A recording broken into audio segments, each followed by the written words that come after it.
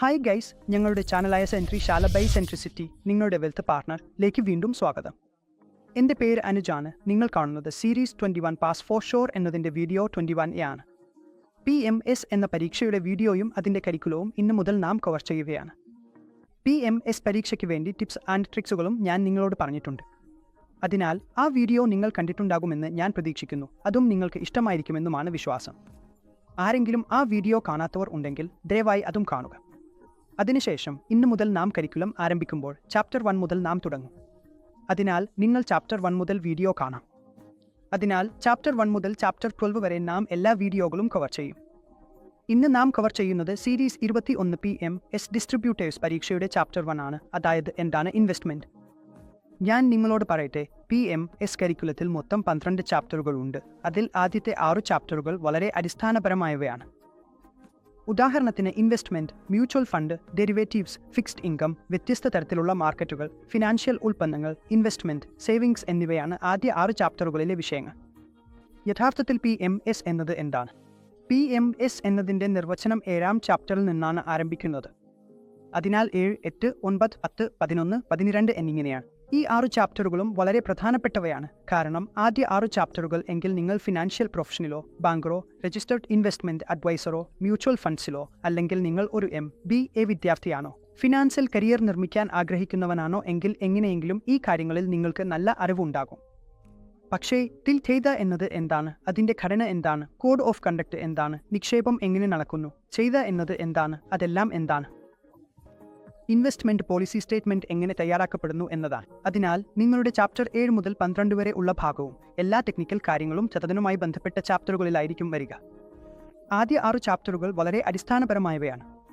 പ്രധാനമായ ചാപ്റ്ററുകൾ 7 മുതൽ 12 വരെയുള്ളവയാണ്. കൂടാതെ പ്രധാനമായ വെയിറ്റേജ് ഏകദേശം 60% വെയിറ്റേജ് ആ 6 ചാപ്റ്ററുകളിലാണുള്ളത്. അതിനാൽ 100-ൽ ഏകദേശം 60 മുതൽ 65% ചോദ്യങ്ങൾ അവസാനത്തെ 6 ചാപ്റ്ററുകളിൽ നിന്നാണ് വരുന്നത്. ആദ്യ 6 ചാപ്റ്ററുകളിൽ നിന്ന് 30% ചോദ്യങ്ങൾ വരുന്നു. അതായത് ഏകദേശം ഓരോ വിഷയത്തിൽ നിന്നും 5 ചോദ്യങ്ങൾ വീതം വരും. എല്ലാ PMS വീഡിയോകളും കണ്ടതിന് ശേഷം നിങ്ങൾക്ക് ഈ വീഡിയോ മാത്രം കണ്ടാലും പാസ്സാകാൻ കഴിയുമെന്ന് ഉറപ്പാക്കാം. കാരണം ഇതിൽ ഏറ്റവും പ്രധാനപ്പെട്ട എല്ലാ കോൺസെപ്റ്റുകളും, അതായത് പ്രധാനപ്പെട്ട കോൺസെപ്റ്റുകൾ എല്ലാം സ്പർശിച്ച് ഞാൻ നിങ്ങളെ പഠിപ്പിക്കും. വളരെ ലളിതമായ ഭാഷയിൽ നാം ഈ കരിക്കുലം കവർ ചെയ്യും. അപ്പോൾ തുടങ്ങാം. സീരീസ് 21 PMS ഡിസ്ട്രിബ്യൂട്ടേഴ്സ് പരീക്ഷ. ഞാൻ നേരത്തെ പറഞ്ഞതുപോലെ ആദ്യ ചാപ്റ്റർ ഇൻവെസ്റ്റ്മെന്റ് ആണ്. നമുക്ക് നോക്കാം, ഇൻവെസ്റ്റ്മെന്റ് എന്ന ചാപ്റ്ററിൽ ഇന്ന് നാം എന്തെല്ലാം ഉൾപ്പെടുത്തും, അതോ ആ ചാപ്റ്ററിന്റെ കരിക്കുലം എന്താണ്. അതിനാൽ ഈ ചാപ്റ്റർ പഠിച്ചതിന് ശേഷം നിങ്ങൾക്ക് ഇൻവെസ്റ്റ്മെന്റിന്റെ അർത്ഥം, സേവിങ്സും ഇൻവെസ്റ്റ്മെന്റും തമ്മിലുള്ള വ്യത്യാസം, ഇൻവെസ്റ്റ്മെന്റും സ്പെക്യുലേഷനും തമ്മിലുള്ള വ്യത്യാസം, ഇൻവെസ്റ്റ്മെന്റിന്റെ ലക്ഷ്യങ്ങൾ, ആവശ്യമായ റേറ്റിന്റെ ഘടകങ്ങൾ, റിസ്ക്കും റിട്ടേണും തമ്മിലുള്ള ബന്ധം, റിസ്കിന്റെ തരം, ഇൻവെസ്റ്റ്മെന്റ് അവസരങ്ങളുടെ തരം എന്നിവ മനസ്സിലാക്കാൻ കഴിയണം. അതിനാൽ ഇൻവെസ്റ്റ്മെന്റുമായി ബന്ധപ്പെട്ട എല്ലാ കോൺസെപ്റ്റുകളും ഇന്ന് ഈ വീഡിയോയിൽ നമ്മൾ ഉൾപ്പെടുത്താനാണ് പോകുന്നത്. അപ്പോൾ തുടങ്ങാം. ആദ്യം നോക്കാം, ഇൻവെസ്റ്റ്മെന്റ് എന്നത് എന്താണ്. മനുഷ്യർ പണം സമ്പാദിക്കുകയും ചെലവഴിക്കുകയും ചെയ്യുന്നു. കൂടാതെ അവർ അവരുടെ ജീവിതത്തിൽ വിവിധ ഘട്ടങ്ങൾ കടന്നുപോകുന്നു.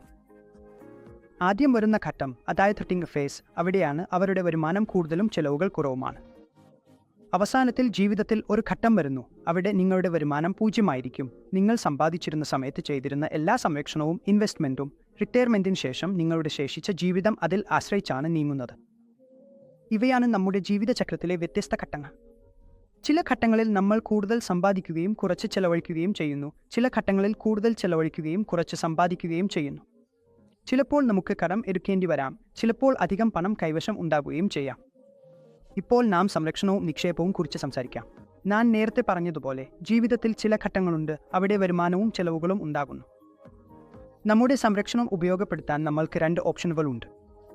ആദ്യ ഓപ്ഷൻ, അതായത് നാം അതിനെ നമ്മുടെ ബാങ്ക് അക്കൗണ്ടിൽ വെക്കാം, അല്ലെങ്കിൽ കാശായി നമ്മോടൊപ്പം വയ്ക്കാം. രണ്ടാമത്തേതായി നാം അതിനെ നിക്ഷേപിക്കാം. നാം നമ്മുടെ സംരക്ഷണം നിക്ഷേപിക്കുമ്പോൾ അതിൽ നിന്ന് നമുക്ക് ചില വരുമാന പ്രതീക്ഷയുണ്ടാകും. അപ്പോൾ നമുക്ക് വരുമാനം ലഭിക്കുമ്പോൾ ആ ലാഭം നാം വീണ്ടും ഉപയോഗിക്കാം. അപ്പോൾ നാം ഒരു നിക്ഷേപം സേവിങ്സ് ബാങ്ക് അക്കൗണ്ടിൽ വെക്കാതെ അതിനെ നിക്ഷേപമായി മാറ്റുമ്പോൾ 5 വർഷം, 10 വർഷം, 15 വർഷം കഴിഞ്ഞാലും അതിൽ നിന്ന് നമുക്ക് ചില വരുമാനം ലഭിക്കും. നിങ്ങൾ കാണും, നമുക്ക് കാഷ് ആയി, ലിക്വിഡ് ആയി ബാങ്ക് അക്കൗണ്ടിൽ വെച്ച് കിട്ടുന്ന ഒരു ഭാഗം പണമുണ്ട്. പിന്നെ നാം നിക്ഷേപിച്ചതിന്റെ ഫലമായി കിട്ടുന്ന വരുമാനം ഉണ്ട്. ഇവ രണ്ടിനും വലിയ വ്യത്യാസമുണ്ട്. അതിനാലാണ് പറയുന്നത് സേവിങ്സ് അക്കൗണ്ടിനേക്കാൾ നിക്ഷേപം ചെയ്യുന്നത് അല്ലെങ്കിൽ ലിക്വിഡ് ഫണ്ടിൽ ഇരുന്നത് കൂടുതൽ നല്ലതാണെന്ന്. നിങ്ങളുടെ സേവിങ്സ് നിക്ഷേപിക്കുക എന്നതാണ് ഉത്തമം. കഴിഞ്ഞ കുറേ വർഷങ്ങളായി കാണുന്നത് ഇന്ത്യക്കാർ ഇപ്പോൾ നിക്ഷേപിക്കാൻ തുടങ്ങിക്കഴിഞ്ഞു എന്നതാണ്. പാരമ്പര്യമായി നമ്മൾ FDയിൽ അല്ലെങ്കിൽ ബാങ്കിൽ പണം വെക്കുന്നതാണ് ഇഷ്ടപ്പെട്ടിരുന്നത്. പക്ഷേ ഇന്ന് ആളുകൾ കൂടുതൽ ആവേശത്തോടെ നിക്ഷേപിക്കുന്നു. മ്യൂച്വൽ ഫണ്ടുകളിലും PMSലും വിവിധ ആസ്തി വിഭാഗങ്ങളിലുമാണ് അവർ നിക്ഷേപിക്കാൻ ആഗ്രഹിക്കുന്നത്. ഇന്ന് കാലം മാറിയിരിക്കുന്നു, അതിനാലാണ് ഈ മാറ്റം സംഭവിച്ചത്. ഞാൻ മുമ്പ് പറഞ്ഞതുപോലെ നിങ്ങളുടെ പണത്തെ ബാങ്ക് അക്കൗണ്ടിൽ വെച്ച് സൂക്ഷിക്കുന്നതിന് പകരം നിങ്ങൾക്ക് വിവിധ ആസ്തി വിഭാഗങ്ങളിൽ നിക്ഷേപിച്ച് നിങ്ങളുടെ സാമ്പത്തിക സ്വപ്നങ്ങൾ സാക്ഷാത്കരിക്കാം. ഇപ്പോൾ ആസ്തികളെക്കുറിച്ച് സംസാരിക്കുമ്പോൾ അവയെ 2 വിഭാഗങ്ങളായി വേർതിരിക്കാം. ഒന്നാമത് ഫിനാൻഷ്യൽ ആസ്തികളും രണ്ടാമത് ഫിസിക്കൽ ആസ്തികളും. നാം ഫിനാൻഷ്യൽ ആസ്തികളെക്കുറിച്ച് സംസാരിക്കുമ്പോൾ നമ്മുടെ സ്റ്റോക്കുകൾ ഫിനാൻഷ്യൽ ആസ്തികളാണ്. സ്റ്റോക്ക്, ഡിബെഞ്ചർ, ഫിക്സഡ് ഡിപ്പോസിറ്റ് എന്നിവയൊക്കെയാണ് ഫിനാൻഷ്യൽ ആസ്തികൾ. അതിനാൽ ഈ വാല്യൂഡ് ടേംസ് ഉള്ളവയെല്ലാം നാം ഫിനാൻഷ്യൽ ആസ്തികൾ എന്ന് വിളിക്കുന്നു. ഫിസിക്കൽ ആസ്തികളിൽ വരുന്നത് സ്വർണം, മറ്റ് വിലയേറിയ ആസ്തികൾ, വെള്ളി എന്നിവയാണ്. ബേസ് മെറ്റലുകളിൽ ഉൾപ്പെടുന്നത് സിങ്ക്, കോപ്പർ, ലെഡ്, അലുമിനിയം എന്നിവയാണ്. അതിനാൽ ഇതെല്ലാം നിങ്ങളുടെ ഫിസിക്കൽ ആസ്തികളാണ്. കൂടാതെ റിയൽ എസ്റ്റേറ്റും ഉൾപ്പെടുന്നു. ഫിനാൻഷ്യൽ ആസ്തികളിൽ നമ്മൾ കാണുന്നത് ഒരു ആനുകൂല്യമാണ്. അവയ്ക്ക് കൂടുതൽ ലിക്വിഡിറ്റിയുണ്ട്, സൗകര്യപ്രദമാണ്, നിക്ഷേപത്തിനായി വിവിധ ഓപ്ഷനുകളുണ്ട്. അവിടെ വളരെ നല്ലൊരു റെഗുലേറ്ററി ഫ്രെയിംവർക്കുണ്ട്. അതിനാൽ ഇന്ന് ഫിനാൻഷ്യൽ ആസ്തികളിൽ പണം നിക്ഷേപിക്കുന്നത് വളരെ എളുപ്പമായിരിക്കുന്നു. നിങ്ങൾക്ക് നിക്ഷേപത്തിന്റെ ഒരു നല്ല ഉദാഹരണം ഞാൻ നൽകാം. മ്യൂച്വൽ ഫണ്ടുകൾ. ഒരു നിക്ഷേപകൻ മ്യൂച്വൽ ഫണ്ടിൽ നിക്ഷേപം നടത്തുകയാണെങ്കിൽ, അതായത് മ്യൂച്വൽ ഫണ്ടിന്റെ വഴി നിക്ഷേപം നടത്തുകയാണെങ്കിൽ അവനെ നാം നിക്ഷേപകൻ എന്ന് വിളിക്കും.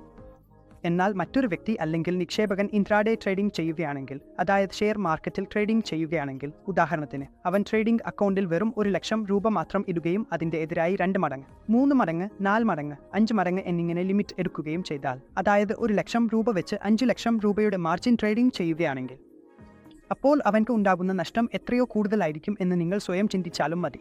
ഒരു ഉദാഹരണം വഴി ഞാൻ നിങ്ങളെ ഇത് മനസ്സിലാക്കാൻ ശ്രമിക്കാം. ഇത് സ്പെക്യുലേഷൻ എന്നതിൻ്റെ ഒരു ഉദാഹരണമാണ് ഞാൻ നൽകുന്നത്. 1,00,000 രൂപ ഇന്ന് നിങ്ങളുടെ ഡിമാറ്റ് അക്കൗണ്ട് തുറന്ന് അതിൽ 1,00,000 രൂപ നിക്ഷേപിച്ചു.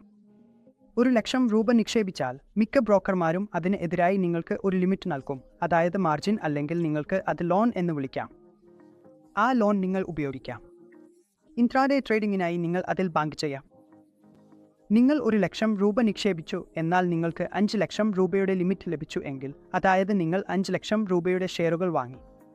സാധാരണയായി ഇത് എല്ലാം മാർജിൻ ട്രേഡിംഗ് ആണ്. ഇൻട്രാഡേക്കായി നിങ്ങൾ 1,00,000 രൂപ നിക്ഷേപിച്ച് 5,00,000 രൂപയുടെ ഷെയറുകൾ വാങ്ങി. ആ സ്റ്റോക്ക് ഇൻട്രാഡേയിൽ 10% താഴേക്ക് പോയാൽ നിങ്ങൾക്ക് എത്ര നഷ്ടം വരും? നിങ്ങൾക്ക് കാൽക്കുലേറ്റ് ചെയ്യാമോ? ഞാൻ നിങ്ങൾക്ക് അത് കണക്കാക്കാൻ 2 സെക്കൻഡ് സമയം തരാം. അപ്പോൾ എക്സാക്റ്റായി നിങ്ങൾക്ക് ഉണ്ടാകുന്ന നഷ്ടം 5,00,000 രൂപയുടെ മൂല്യത്തിൽ ആയിരിക്കും. 5,00,000ന്റെ 10% അഥവാ 50,000 രൂപ. 50,000 രൂപ നിങ്ങളുടെ നഷ്ടമായി പോകും. പക്ഷേ നിങ്ങൾ ഇൻവെസ്റ്റ് ചെയ്തത് വെറും 1,00,000 രൂപ മാത്രമാണ്. അതിനാൽ ഒടുവിൽ ഒരു ദിവസം കൊണ്ട് തന്നെ നിങ്ങളുടെ അർത്ഥം മൂലധനം നഷ്ടമായി. പക്ഷേ ഒരു മ്യൂച്വൽ ഫണ്ട് ഇൻവെസ്റ്റർ ആയാൽ അവൻ്റെ പോർട്ട്ഫോളിയോയിലോ ഉദാഹരണത്തിന് ഒരു ദിവസം വലിയ ഇടിവ് വന്നാലും 10% വരെ ഇടിവ് വന്നാലും ആ ഇൻവെസ്റ്ററിന് കഷ്ടപ്പെട്ട് 10% മാത്രമേ ബാധിക്കൂ. കാരണം 1,00,000 രൂപയിൽ നിന്ന് 10% മാത്രമാണ് പോയത്. ഇനി അവന് ഇപ്പോഴും 90% ബാക്കിയുണ്ട്. കൂടാതെ ഒരുപാട് സാധ്യതയുണ്ട് ഒരു 2 ദിവസത്തിനുള്ളിൽ അത് വീണ്ടും വീണ്ടെടുക്കാനും. പക്ഷേ അവിടെ ഇത്രയും വലിയ നഷ്ടം സംഭവിച്ചിരിക്കുന്നു. അതിനാൽ വീണ്ടെടുക്കാനുള്ള സാധ്യതകളും വളരെ കുറവാണ്. അതിനാൽ നിക്ഷേപം വേറെയായി വയ്ക്കുക. സ്പെക്യുലേഷൻ അതിൽ നിന്ന് പൂർണ്ണമായും വേറെയാണ്. സ്പെക്യുലേഷൻ നിക്ഷേപത്തിൽ നിന്ന് വേറെയാണ്. ഇവ രണ്ടും വ്യത്യസ്തമായ കാര്യങ്ങളാണ്. നമുക്ക് സ്പെക്യുലേറ്റ് ചെയ്യേണ്ടതില്ല. നമ്മുടെ പണം നാം നിക്ഷേപമായി ഉപയോഗിക്കാം. കൂടാതെ നിങ്ങൾ നേരിട്ട് ഇക്വിറ്റിയിൽ നിക്ഷേപം ചെയ്യുകയാണെങ്കിൽ ബൈ ആൻഡ് ഹോൾഡ് എന്ന തന്ത്രം സ്വീകരിക്കുക. നിങ്ങൾ കമ്പനിയുടെയും ഫണ്ടമെന്റലുകളും ടെക്നിക്കൽസും നോക്കി ടെക്നിക്കൽ അനാലിസിസ്, ഫണ്ടമെന്റൽ അനാലിസിസ് നടത്താം. കമ്പനിയുടെ വരുമാനവും ബാലൻസ് ഷീറ്റും പരിശോധിക്കാം. അതിനായി നിരവധി മാർഗങ്ങളുണ്ട്. നിങ്ങൾക്ക് നേരിട്ട് ഇക്വിറ്റി എടുക്കണമെങ്കിൽ പലവിധ മാർഗങ്ങളിലൂടെ നിങ്ങൾക്ക് നേരിട്ട് ഇക്വിറ്റിയിൽ നിക്ഷേപം ചെയ്യാം.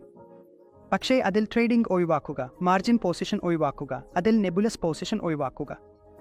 ഫ്യൂച്ചേഴ്സിൽ നിങ്ങൾ ട്രേഡിംഗ് ഒഴിവാക്കണം. നിങ്ങൾ ബൈ ആൻഡ് ഹോൾഡ് തന്ത്രം സ്വീകരിക്കാം. ഉയർന്ന നിലവാരമുള്ള സ്റ്റോക്കുകൾ തിരഞ്ഞെടുക്കുക.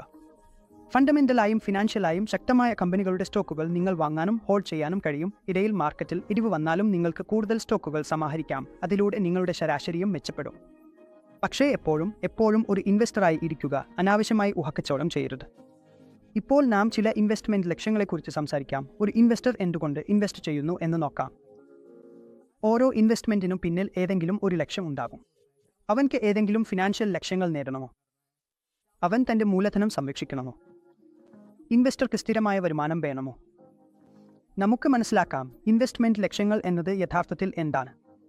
ക്യാപിറ്റൽ പ്രിസർവേഷൻ എന്നത് ഒരു ഇൻവെസ്റ്റർക്ക് ആദ്യം തന്റെ മൂലധനം സംരക്ഷിക്കേണ്ടതാണെന്നർത്ഥമാണ്. റിട്ടേൺസ് കുറവായിരിക്കാം. റിട്ടേൺസ് വളരെ കുറവായിരിക്കാം. ഇൻഫ്ലേഷനുമായി താരതമ്യപ്പെടുത്താൻ കഴിയാതിരിക്കുക, അല്ലെങ്കിൽ ഇൻഫ്ലേഷനേക്കാൾ കുറവായിരിക്കാം, പക്ഷേ അവന്റെ മൂലധനം സംരക്ഷിക്കപ്പെടണം. അവന്റെ മൂലധനം അവൻ നഷ്ടമായി കാണാൻ പാടില്ല. അതിനാൽ ഇവിടെ ഇൻവെസ്റ്ററുടെ ആദ്യ പ്രാധാന്യം തന്റെ മൂലധനം സംരക്ഷിക്കുകയാണ്, റിട്ടേൺ ഉണ്ടാക്കുക അല്ല. അവസാനമായി, ഫണ്ടുകൾ കുറച്ചു കാലത്തേക്ക് ആവശ്യമായാൽ ആ ഇൻവെസ്റ്റർമാർ പറയുന്നത് അവരുടെ ഇൻവെസ്റ്റ്മെന്റ് ലക്ഷ്യം മൂലധന സംരക്ഷണമാണെന്നാണ്. ഇപ്പോൾ നാം മൂലധന വർധനവിനെക്കുറിച്ച് സംസാരിക്കാം. മൂലധന വർധനവ് എന്നത് അവരുടെ പോർട്ട്ഫോളിയോയിൽ വളർച്ച ആഗ്രഹിക്കുന്ന, കൂടാതെ ദീർഘകാലം നിക്ഷേപിക്കാൻ തയ്യാറുള്ള ഇൻവെസ്റ്റർമാരുടെ നിക്ഷേപ ലക്ഷ്യമായിരിക്കും. അവരുടെ പോർട്ട്ഫോളിയോ വളരുന്നത് കാണാൻ ആഗ്രഹിക്കുന്നവർക്കാണ് ഇത് അനുയോജ്യം. അവർക്ക് ഒരു നിർദ്ദിഷ്ട റിട്ടേൺ നിരക്ക് ലഭിക്കണം, അല്ലെങ്കിൽ 10 വർഷം, 15 വർഷം, 20 വർഷം കഴിഞ്ഞ് ഒരു വലിയ തുക ലഭിക്കണം എന്നാണ് ആഗ്രഹം. നമ്മുടെ ഭാവിയിലെ സാമ്പത്തിക ലക്ഷ്യങ്ങൾ നേടാൻ വേണ്ടിയുള്ള ഒരു വലിയ തുക ഉണ്ടാകണം എന്നാണ് ആഗ്രഹം. അതിനാൽ ഇത്തരത്തിലുള്ള നിക്ഷേപകൻ മൂലധന വർധനവാണ് ആഗ്രഹിക്കുന്നത്. അവൻ നിക്ഷേപിച്ച തുകയേക്കാൾ കൂടുതൽ ലാഭം പ്രതീക്ഷിക്കുന്നു. ഇപ്പോൾ നാം വരുന്നു കറന്റ് ഇൻകം എന്നത് ഒരു നിക്ഷേപ ലക്ഷ്യമായി. സാധാരണയായി വിരമിച്ച ആളുകൾക്ക് നിക്ഷേപ ലക്ഷ്യമായി ഇതാണ് ആവശ്യം.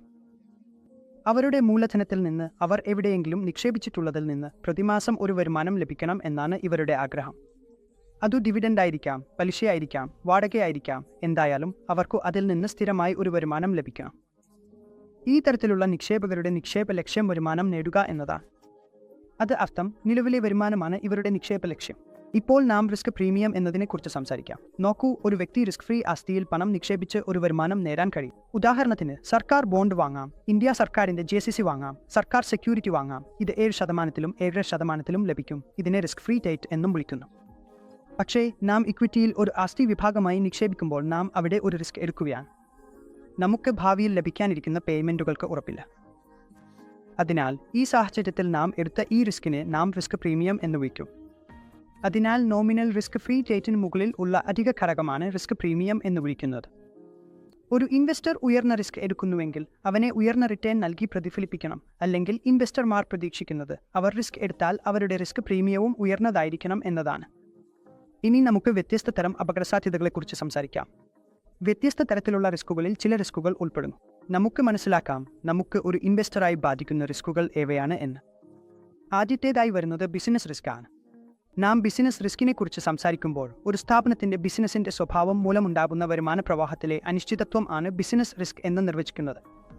അഥവാ ഒരു കമ്പനിയുടെ കോർ ബിസിനസ്സിൽ നിന്നുള്ള ക്യാഷ് ഇൻഫ്ലോകളിൽ, അതായത് ആ ബിസിനസ്സിൽ നിന്നുള്ള വരുമാനത്തിൽ എന്തെങ്കിലും തടസ്സം സംഭവിച്ചാൽ, അല്ലെങ്കിൽ ആ വരുമാനം കമ്പനി നേടാൻ കഴിയാതെ പോയാൽ, അല്ലെങ്കിൽ അതിൽ എന്തെങ്കിലും ഉയർച്ചയോ താഴ്ചയോ സംഭവിച്ചാൽ, ഇതിനെയാണ് ബിസിനസ് റിസ്ക് എന്ന് വിളിക്കുന്നത്. ഒരു കമ്പനിയുടെ കോർ ബിസിനസ്സിൽ നഷ്ടം സംഭവിക്കുന്നത് നാം ബിസിനസ് റിസ്ക് എന്ന് വിളിക്കുന്നു. ഇപ്പോൾ നാം ഫിനാൻഷ്യൽ റിസ്കിനെ കുറിച്ച് സംസാരിക്കാം. ഫിനാൻഷ്യൽ റിസ്ക് എന്നത് ഫിനാൻസിംഗ് മാർഗങ്ങൾ, അഥവാ ഡെറ്റ് ആയും ഇക്വിറ്റിയിലൂടെയും എന്നതാണ്. ഒരു കമ്പനി എങ്ങനെ തന്റെ ആസ്തികൾ ഫിനാൻസ് ചെയ്യുന്നു എന്നതാണ് ഇതിന്റെ അർത്ഥം. 2 മാർഗങ്ങൾ ഉണ്ട്, ഡെറ്റിലൂടെയും ഇക്വിറ്റിയിലൂടെയും. ഡെറ്റിലൂടെയാണ് ഒരു കമ്പനി ഫിനാൻസ് ചെയ്യുമ്പോൾ കമ്പനി ഒരു നിര കാഷ് ഫ്ലോകൾ നൽകേണ്ടി വരും, അതായത് നിശ്ചിതമായ പലിശ പണം വെക്കേണ്ടി വരും. ഇതിനാലാണ് സ്റ്റോക്ക് ഹോൾഡർമാരുടെ വരുമാനത്തിൽ അനിശ്ചിതത്വം വരുന്നത്. അതിനാൽ സ്റ്റോക്കിന്റെ റിസ്ക് പ്രീമിയം കൂടുന്നു. ഈ ഫിക്സ്ഡ് ഫിനാൻസിംഗ് ചെലവ് ഉപയോഗിച്ച് ഉണ്ടാകുന്ന ഈ അനിശ്ചിതത്വത്തെയാണ് നാം ഫിനാൻഷ്യൽ ലെവറേജ് എന്ന് വിളിക്കുന്നത്. ഇപ്പോൾ നാം ലിക്വിഡിറ്റി റിസ്ക് മനസ്സിലാക്കാം. ലിക്വിഡിറ്റി എന്നത് നിങ്ങളുടെ നിക്ഷേപം എത്ര എളുപ്പത്തിൽ കാശായി മാറ്റാൻ കഴിയുമെന്നതാണ്. നിങ്ങൾ നടത്തിയ നിക്ഷേപം എത്ര എളുപ്പത്തിൽ നിങ്ങൾ കാശായി മാറ്റുന്നു എന്നതാണ് ഇതിന്റെ അർത്ഥം. ഉദാഹരണത്തിന്, മ്യൂച്വൽ ഫണ്ടുകൾ വളരെ ലിക്വിഡാണ്. നിങ്ങൾക്ക് ഇക്വിറ്റി മ്യൂച്വൽ ഫണ്ടുകളിൽ T+2 റിഡംഷൻ ലഭിക്കും. ഡെറ്റ് മ്യൂച്വൽ ഫണ്ടുകളിൽ T+1 റിഡംഷൻ ലഭിക്കും. അതിനാൽ അവ വളരെ ലിക്വിഡാണ്. റിയൽ എസ്റ്റേറ്റിലേക്കോ പ്രോപ്പർട്ടിയിലേക്കോ വരുമ്പോൾ അവ വിൽക്കാൻ നിങ്ങൾക്ക് കുറച്ച് ബുദ്ധിമുട്ട് നേരിടേണ്ടി വരാം. ഷെയറുകൾ, ഷെയർ മാർക്കറ്റ്, ഇക്വിറ്റി മാർക്കറ്റ് എന്നിവയും അതുപോലെ തന്നെ വളരെ ലിക്വിഡാണ്. ഡെറ്റ് മാർക്കറ്റും അതുപോലെ വളരെ ലിക്വിഡാണ്. അതിനാൽ നാം ലിക്വിഡിറ്റിയെക്കുറിച്ച് സംസാരിക്കുമ്പോൾ നമ്മുടെ മനസ്സിൽ വരുന്ന ഏക ഓപ്ഷൻ ക്യാഷ് ആണ്. നാം എത്ര എളുപ്പത്തിൽ ആ ഇൻവെസ്റ്റ്മെന്റ് ക്യാഷിലേക്കായി മാറ്റുന്നു എന്നതാണ് പ്രധാനമായത്. മറ്റൊരു കാരണത്താൽ നാം ആ ഇൻവെസ്റ്റ്മെന്റ് ക്യാഷിലേക്കായി മാറ്റാൻ കഴിയുന്നില്ലെങ്കിൽ അവിടെയാണ് ലിക്വിഡിറ്റി റിസ്ക് ഉണ്ടാകുന്നത്. ഇപ്പോൾ നാം എക്സ്ചേഞ്ച് റേറ്റ് റിസ്കിനെ കുറിച്ച് സംസാരിക്കാം. ഒരു വിദേശ ഇൻവെസ്റ്റർ അല്ലെങ്കിൽ വിദേശ പോർട്ട്ഫോളിയോ ഇൻവെസ്റ്റർ ഇന്ത്യൻ മ്യൂച്വൽ ഫണ്ടിലോ ഇന്ത്യൻ ഇക്വിറ്റികളിലോ ഇൻവെസ്റ്റ് ചെയ്യുമ്പോൾ അവരുടെ ഇൻവെസ്റ്റ്മെന്റ് ഇന്ത്യൻ രൂപയിൽ ലഭിക്കും. ഇന്ത്യൻ രൂപയുടെ മൂല്യം ഉയർന്നാൽ, റിഡംഷൻ സമയത്ത് അവർ പണം പിൻവലിച്ചപ്പോൾ രൂപയുടെ മൂല്യം ഉയർന്നാൽ അവർക്ക് യഥാർത്ഥത്തിൽ അത്ര വില ലഭിക്കാതിരിക്കാം, അല്ലെങ്കിൽ ഇന്ത്യൻ രൂപയുടെ മൂല്യം കുറഞ്ഞാൽ അവർക്ക് കൂടുതൽ വില ലഭിക്കാനും സാധ്യതയുണ്ട്. അതിനാൽ ഈ റിസ്ക് ഒരു വിദേശ പോർട്ട്ഫോളിയോ ഇൻവെസ്റ്റർമാർക്ക് ഉണ്ടാകും. അടുത്തത് പൊളിറ്റിക്കൽ റിസ്ക് ആണ്. ഏതെങ്കിലും രാജ്യത്തോ സാമ്പത്തിക വ്യവസ്ഥയിലോ വലിയ രാഷ്ട്രീയ സംഭവങ്ങൾ സംഭവിക്കുമ്പോൾ പൊളിറ്റിക്കൽ റിസ്ക് ഉണ്ടാകുന്നു. ഏതെങ്കിലും സാമ്പത്തിക വ്യവസ്ഥയിൽ, ഉദാഹരണത്തിന് 2014 ഇന്ത്യയിൽ പുതിയ സർക്കാർ വന്നപ്പോൾ മാർക്കറ്റുകൾക്ക് അതിസന്തോഷം ഉണ്ടായി, മാർക്കറ്റ് വളരെയധികം ഉയർന്നു, ഇൻഡെക്സ് മികച്ച റിട്ടേൺ നൽകി. 8000 പോയിന്റ്, നിഫ്റ്റി 12000 ലെവലിൽ എത്തി. അതിനു പുറമെ മിഡ് ക്യാപ് സ്റ്റോക്കുകളും വളരെ നല്ല പ്രകടനം കാഴ്ചവെച്ചു. അപ്പോൾ മാർക്കറ്റുകൾക്ക് ആവശ്യമുള്ള ഒരു രാഷ്ട്രീയ സംഭവമാണ് സംഭവിക്കുന്നത് എങ്കിൽ മാർക്കറ്റ് അതിനെ ആഘോഷിക്കും. എന്നാൽ മാർക്കറ്റിന് ആ സംഭവം ആവശ്യമില്ലെന്ന് തോന്നിയാൽ, അത് സംഭവിച്ചാൽ മാർക്കറ്റ് അതിനുശേഷം വോളറ്റൈൽ ആകാനും ഇടിയാനും സാധ്യതയുണ്ട്. ഇപ്പോൾ നാം റിസ്ക്കും റിട്ടേണും തമ്മിലുള്ള ബന്ധത്തെക്കുറിച്ച് സംസാരിക്കാം. നമുക്ക് ഒരു ഗ്രാഫ് ഉപയോഗിച്ച് റിസ്ക്കും റിട്ടേണും തമ്മിലുള്ള ബന്ധം എങ്ങനെയാണെന്ന് മനസ്സിലാക്കാം. റിസ്ക് കൂടുതലായാൽ റിട്ടേൺ കൂടുതലാകും, റിസ്ക് കുറവായാൽ റിട്ടേൺ കുറവാകും. ഇത് എല്ലാം എക്സാക്റ്റ് ആയി എന്താണ്? ഈ ടേബിൾ ഉപയോഗിച്ച് ഞാൻ നിങ്ങൾക്ക് മനസ്സിലാക്കാൻ ശ്രമിക്കാം. നിങ്ങളുടെ മുന്നിൽ ഈ ടേബിൾ ഉണ്ട്, റിസ്ക്കും റേറ്റ് ഓഫ് റിട്ടേണും തമ്മിലുള്ള ബന്ധം. ഇപ്പോൾ ഇടതുവശത്ത് നിങ്ങളുടെ റിട്ടേൺ ആണ്, വലതുവശത്ത് റിസ്ക് ആണ്. നോക്കൂ, നിങ്ങളുടെ റിസ്ക് കൂടുമ്പോൾ അതിനനുസരിച്ച് റിട്ടേൺ കൂടി വർദ്ധിച്ചുകൊണ്ടിരിക്കുന്നു. അതിനാലാണ് പറയുന്നത്, റിസ്ക് കൂടുതലായാൽ റിട്ടേൺ കൂടുതലാകും, റിസ്ക് കുറവായാൽ റിട്ടേൺ കുറവാകും. നിങ്ങൾ ഒരു റിസ്ക് ഫ്രീ ആസ്തിയിൽ പണം നിക്ഷേപിക്കുമ്പോൾ നിങ്ങൾക്ക് 6-7% വരെയുള്ള വരുമാനം ലഭിക്കും. പക്ഷേ നിങ്ങൾ ഒരു ഹൈ റിസ്ക്, അതായത് ഹൈ റിസ്ക് ഇൻവെസ്റ്റ്മെൻറ്റ് അല്ലെങ്കിൽ ഇക്വിറ്റീസ് ഇൻവെസ്റ്റ്മെൻറ്റിലേക്ക് പോകുമ്പോൾ നിങ്ങൾക്ക് ഒരു റിസ്ക് പ്രീമിയം ആവശ്യമാകും. ഞാൻ നിങ്ങളോട് മുമ്പ് പറഞ്ഞതുപോലെ. അതിനാൽ നിങ്ങൾ എത്ര അധികം റിസ്ക് എടുക്കുന്നു അത്രയേറെ റിട്ടേൺ ലഭിക്കാനുള്ള സാധ്യതകളും കൂടിയേ പോകൂ. അതിനാൽ പറയാനുള്ളത്, നിങ്ങൾക്ക് റിസ്ക് എടുക്കാതെ തന്നെ റിസ്ക് ഫ്രീ റിട്ടേൺ നേടാൻ കഴിയും. അതിനു പുറമെ കുറച്ച് റിസ്ക് എടുത്ത് നിങ്ങൾ ഡെറ്റ് ഫണ്ടുകളിലേക്ക് പോകുന്നുവെങ്കിൽ അവിടെ നിങ്ങൾക്ക് ഡബിൾ ഡിജിറ്റ് റിട്ടേൺ ലഭിക്കാൻ സാധ്യതയുണ്ട്. പക്ഷേ നിങ്ങൾക്ക് അതിലും കൂടുതൽ റിസ്ക് എടുക്കാൻ കഴിയുമെങ്കിൽ, ഇക്വിറ്റി എന്ന ആസറ്റ് ക്ലാസ്സിലേക്ക് നിങ്ങൾ പോകുമ്പോൾ അവിടെ റിസ്ക് ഉണ്ട്. നിങ്ങളുടെ മൂലധനം കുറയാനും സാധ്യതയുണ്ട്, പക്ഷേ അതിനനുസരിച്ച് റിട്ടേൺ ലഭിക്കാനും സാധ്യതയുണ്ട്. അതിലും മുകളിൽ നിങ്ങൾ പോകുമ്പോൾ, ഉദാഹരണത്തിന് നിങ്ങൾ ഡെറിവേറ്റീവുകൾ ഉപയോഗിക്കുമ്പോൾ, ലീവറേജ് ചെയ്ത പൊസിഷനുകളിൽ പോകുമ്പോൾ, മാർജിൻ ട്രേഡിംഗ് ചെയ്യുമ്പോൾ, അവിടെ നിങ്ങളുടെ മുഴുവൻ മൂലധനം തന്നെ നഷ്ടപ്പെടാനുള്ള സാധ്യതയുണ്ട്. പക്ഷേ വളരെ വേഗത്തിൽ നിങ്ങൾക്ക് പണം സമ്പാദിക്കാനുള്ള സാധ്യതയും കൂടുതലാണ്. അതിനാൽ സിമ്പിളായുള്ള സിദ്ധാന്തം ഇതാണ്, നിങ്ങൾ എത്ര അധികം റിസ്ക് എടുക്കുന്നു അത്ര അധികം റിട്ടേൺ ലഭിക്കും. പക്ഷേ കൂടുതൽ റിസ്ക് എടുക്കുമ്പോൾ പ്രശ്നം ഇതാണ്, നിങ്ങളുടെ മുഴുവൻ മൂലധനം പോലും നഷ്ടപ്പെടാൻ സാധ്യതയുണ്ട്. റിസ്ക്കും റിട്ടേണും തമ്മിലുള്ള ബന്ധം നമ്മൾ മനസ്സിലാക്കി. ഇപ്പോൾ നാം വ്യത്യസ്തമായ ഇൻവെസ്റ്റ്മെന്റ് തരങ്ങളെക്കുറിച്ച് സംസാരിക്കാം. ഇവയിൽ ഏറ്റവും ആദ്യം ഇക്വിറ്റിയാണ് വരുന്നത്. ഇക്വിറ്റി ഒരു ആസ്തി വിഭാഗമാണ്. അപ്പോൾ ഇക്വിറ്റി ഇൻവെസ്റ്റ്മെന്റ് എന്താണ്, എങ്ങനെ ചെയ്യാം എന്നതിനെക്കുറിച്ച് നമുക്ക് മനസ്സിലാക്കാം. ഇക്വിറ്റി ആ കമ്പനിയിലേക്കുള്ള ഉടമസ്ഥാവകാശത്തിന്റെ ശതമാനം പ്രതിനിധീകരിക്കുന്നു. നിങ്ങൾ ഒരു കമ്പനിയിൽ വലിയൊരു ശതമാനം ഇക്വിറ്റി കൈവശം വയ്ക്കുന്നുവെങ്കിൽ നിങ്ങളെ വലിയൊരു സ്റ്റേക്ക് ഹോൾഡറായി കണക്കാക്കും. കൂടാതെ കമ്പനി ജനറൽ മീറ്റിംഗുകളിൽ പങ്കെടുക്കാനുള്ള അവകാശവും നിങ്ങൾക്ക് ഉണ്ടാകും. നിങ്ങളോടൊപ്പം വളരെ അടുത്തായി പ്രവർത്തിക്കുകയും ചെയ്യും. കമ്പനിയുടെ പ്രൊമോട്ടർമാരോടൊപ്പം ചേർന്നും നിങ്ങൾക്ക് ജോലി ചെയ്യാൻ കഴിയും. എന്നാൽ ഇക്വിറ്റി ഒരു ആസ്തി വിഭാഗമായി നോക്കുമ്പോൾ നിക്ഷേപത്തിൽ അത്യന്തം അപകടകരമാണ്. നാം മുഴുവൻ പണം നിക്ഷേപിക്കുമ്പോൾ, നിങ്ങൾ ഇക്വിറ്റി വാങ്ങുമ്പോൾ അതിൻ്റെ വില താഴേക്കും പോകാം, മേലേക്കും പോകാം എന്നതിൻ്റെ സാധ്യതകൾ വളരെ കൂടുതലാണ്. സാധാരണയായി ഇക്വിറ്റിയിൽ നിക്ഷേപം ദീർഘകാലത്തിനാണ് ചെയ്യുന്നത്. നാം ദീർഘകാലത്തിനായി, അതായത് 10 വർഷം, 15 വർഷം, 20 വർഷം എന്നിങ്ങനെയുള്ള കാലയളവിൽ ഏതെങ്കിലും കമ്പനിയിൽ നിക്ഷേപം നടത്തുമ്പോൾ ലാഭം ലഭിക്കാനുള്ള സാധ്യതകൾ കൂടുതലാണ്. 1 വർഷം, 2 വർഷം, 3 വർഷം എന്നിങ്ങനെയുള്ള കുറച്ച് കാലത്തേക്ക് നിക്ഷേപം ചെയ്യുന്നതിനേക്കാൾ. കാരണം നാം ഇക്വിറ്റിയിൽ നിക്ഷേപം ചെയ്യുമ്പോൾ ആ കമ്പനി ഭാവിയിൽ നേടുന്ന വരുമാനത്തിൽ നിക്ഷേപം ചെയ്യുകയാണ് നാം ചെയ്യുന്നത്. അതായത് ഈ കമ്പനി ഭാവിയിൽ നല്ല പ്രകടനം കാഴ്ചവെക്കും, അവരുടെ ഫലങ്ങൾ നല്ലതായിരിക്കും എന്ന വിശ്വാസത്തിലാണ് നാം നിക്ഷേപം ചെയ്യുന്നത്. കമ്പനി ലാഭം നേടുമ്പോൾ നാം നിക്ഷേപിച്ച പണത്തിൽ നിന്നാണ് ആ ലാഭം ഉണ്ടാകുന്നത്. കമ്പനി ലാഭം നേടുമ്പോൾ അവരുടെ സ്റ്റോക്ക് വില ഉയരും. സ്റ്റോക്ക് വില ഉയർന്നാൽ നാം വാങ്ങിയ സ്റ്റോക്ക് നാം വിറ്റ് ലാഭം നേടാം. നല്ല റിട്ടേൺസ് നേടാൻ നാം ശ്രമിക്കാം. അവിടെ നമുക്ക് വളരെ നല്ല റിട്ടേൺസ് ലഭിക്കും. ദീർഘകാലത്തിൽ ഇത് തെളിയിക്കപ്പെട്ടതാണ്. 20 വർഷങ്ങൾക്ക് മുമ്പ് SBI, Infosys, TCS, HDFC bank, ICICI bank തുടങ്ങിയ ഇന്ത്യയിലെ എല്ലാ വലിയ കമ്പനികളും. നിങ്ങൾ ഏത് വലിയ കമ്പനിയുടെ പേരും എടുത്താലും ഇന്ന് അവയുടെ സ്റ്റോക്ക് വിലയും 20 വർഷം മുമ്പ് ഈ കമ്പനികൾ മാർക്കറ്റിൽ വന്നപ്പോൾ ഉണ്ടായിരുന്ന സ്റ്റോക്ക് വിലയും താരതമ്യം ചെയ്താൽ കുറഞ്ഞത് 15 മുതൽ 20 മടങ്ങ് വരെ റിട്ടേൺസ് ഇവ നൽകിയിട്ടുണ്ടാകും. അതിനാൽ ഇക്വിറ്റി ആസറ്റ് ക്ലാസ് എന്നതിനെക്കുറിച്ച് നമ്മൾ സംസാരിക്കുമ്പോൾ അത് ഒരു ദീർഘകാല നിക്ഷേപ ആസറ്റ് ക്ലാസ് ആണെന്ന് പറയാം. അവിടെ നിങ്ങൾക്ക് ഷോർട്ട് ടേം പ്ലേ ചെയ്യാൻ കഴിയില്ല, ചെയ്യാനും പാടില്ല. കൂടാതെ നിങ്ങളുടെ ഭാവിയിലെ സാമ്പത്തിക ലക്ഷ്യങ്ങൾ ഇക്വിറ്റിയിൽ പണം നിക്ഷേപിച്ച് നിങ്ങൾ നേടാൻ കഴിയും.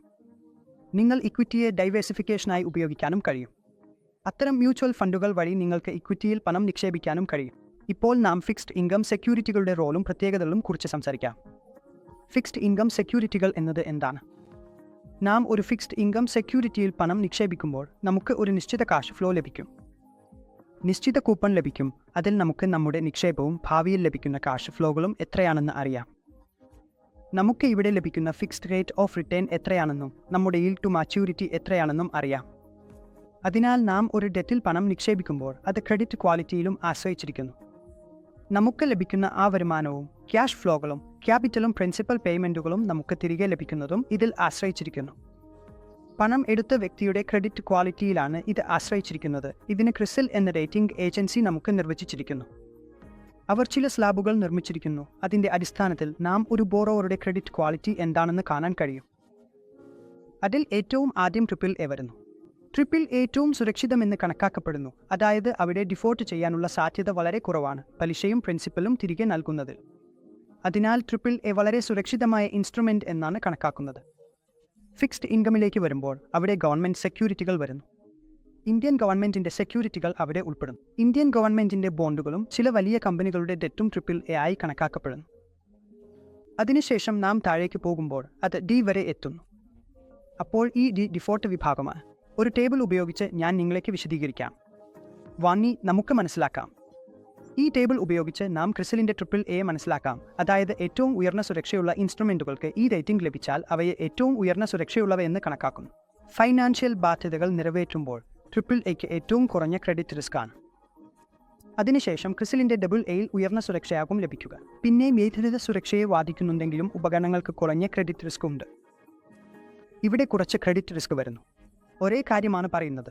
ക്രിസിൽ ക്രിസിൽ BBB വരും. ഇതിന് മിതമായ സുരക്ഷയാകും. ക്രിസിലിന്റെ BB വീണ്ടും ഇല്ല. ഇപ്പോൾ റിസ്കിന്റെ വിഭാഗം തുടങ്ങുന്നു. അതിനാൽ BBയുടെ താഴെ മിതമായ റിസ്ക് ആണ്, വളരെ ചെറുതായുള്ള റിസ്ക് ആണ്. ക്രിസിൽ ബിയിൽ ഉയർന്ന റിസ്ക്, ക്രിസിൽ സിയിൽ വളരെ ഉയർന്ന റിസ്ക്, ക്രിസിൽ ഡിയിൽ ഡിഫോൾട്ട്. അതിനാൽ ഈ മുഴുവൻ വിഭാഗവും ക്രിസിൽ നിർമ്മിച്ചിരിക്കുന്നത് ഒരു ബോണ്ട് അല്ലെങ്കിൽ ഒരു ഫിക്സ്ഡ് ഇൻകം ഇൻസ്ട്രുമെന്റിന്റെ പൊതുവായ വിഭാഗമായാണ്. ഇത് ഈ വിഭാഗത്തിൽ തന്നെ നിലനിർത്തിയിരിക്കുന്നു. നമ്മൾ AAയിലേക്ക്, അതായത് താഴ്ന്ന ക്രെഡിറ്റ് ഗുണനിലവാരത്തിലേക്ക് നീങ്ങുമ്പോൾ നമുക്ക് ഉയർന്ന ആദായം ലഭിക്കും. അതിനെ ജങ്ക് ബോണ്ട് എന്ന് വിളിക്കുന്നു. അവിടെയാണ് ഉയർന്ന yield ലഭിക്കുന്നത്. അത് ഹൈ yielding ഡെറ്റ് എന്ന് വിളിക്കപ്പെടുന്നത് കാരണം ഒരു കമ്പനി AAA റേറ്റിംഗ് ഉള്ളതാണെങ്കിൽ, ഉദാഹരണത്തിന് അതും നമുക്ക് 10% നൽകുന്നുണ്ടെങ്കിൽ, അപ്പോൾ ക്രെഡിറ്റ് റേറ്റിംഗ് കുറവുള്ള ഒരു കമ്പനി 10%നേക്കാൾ കൂടുതലാണ് നൽകേണ്ടതായിരിക്കുക. അവർക്ക് ഉദാഹരണത്തിന് 12, 13, 14, 15, 16% വരെ ഡെറ്റ് ഫിനാൻസിംഗിനായി ഓഫർ ചെയ്യേണ്ടി വരും. കാരണം അവർ അങ്ങനെ ചെയ്യാതെ 10% മാത്രം നൽകുകയാണെങ്കിൽ നിക്ഷേപകർ അവരുടെ ബോണ്ടിൽ നിക്ഷേപിക്കാതെ AAA റേറ്റിംഗ് ഉള്ള കമ്പനിയുടെ ബോണ്ടാണ് വാങ്ങുക. കാരണം അത് AAA ആണ്. അവിടെ ഏറ്റവും കൂടുതൽ സുരക്ഷയും പലിശയും ഒരുപോലെയാണ് ലഭിക്കുന്നത്. അതിനാൽ നിക്ഷേപകരെ ആകർഷിക്കാൻ അല്ലെങ്കിൽ നിങ്ങളുടെ ബോണ്ടുകൾ വഴി ഡെറ്റ് ഫിനാൻസിംഗ് നടത്താൻ ഒരു ലോവർ റേറ്റഡ് കമ്പനി, അതായത് ജങ്ക് റേറ്റിംഗിലേക്കുള്ള കമ്പനി, അവർക്ക് നിങ്ങൾക്ക് ഉയർന്ന yield നൽകേണ്ടതായിരിക്കും. ഇപ്പോൾ ഡെറ്റ് മാർക്കറ്റിൽ നാം മണി മാർക്കറ്റും ക്യാപിറ്റൽ മാർക്കറ്റും കുറിച്ച് സംസാരിക്കാം. മണി മാർക്കറ്റിന്റെ മാച്യൂരിറ്റി ഒരു വർഷം വരെ അല്ലെങ്കിൽ അതിൽ കുറവായിരിക്കും. അതിൽ നിങ്ങളുടെ ട്രഷറി ബില്ലുകളും കമേഴ്ഷ്യൽ പേപ്പറുകളും സർട്ടിഫിക്കറ്റ് ഓഫ് ഡിപ്പോസിറ്റും ഉൾപ്പെടും. ഒരു കമേഴ്ഷ്യൽ ഡിപ്പോസിറ്റ് അല്ലെങ്കിൽ കമേഴ്ഷ്യൽ പേപ്പർ ഒരു വർഷം വരെ അല്ലെങ്കിൽ അതിൽ കുറവായ മാച്യൂരിറ്റിയുള്ളതായിരിക്കുമ്പോൾ അവയെ നാം മണി മാർക്കറ്റിൽ ഉൾപ്പെടുത്തുന്നു. കമേഴ്ഷ്യൽ ഓഫ് ഡിപ്പോസിറ്റ് ബാങ്കുകൾ ആണ് ഇറക്കുന്നത്. കമേഴ്ഷ്യൽ പേപ്പറുകൾ കോർപ്പറേറ്റുകൾ ആണ് ഇറക്കുന്നത്. ക്യാപിറ്റൽ മാർക്കറ്റ് ദീർഘകാല ഫണ്ടുകൾ സമാഹരിക്കുന്നതിനുള്ള സ്ഥലമാണ്.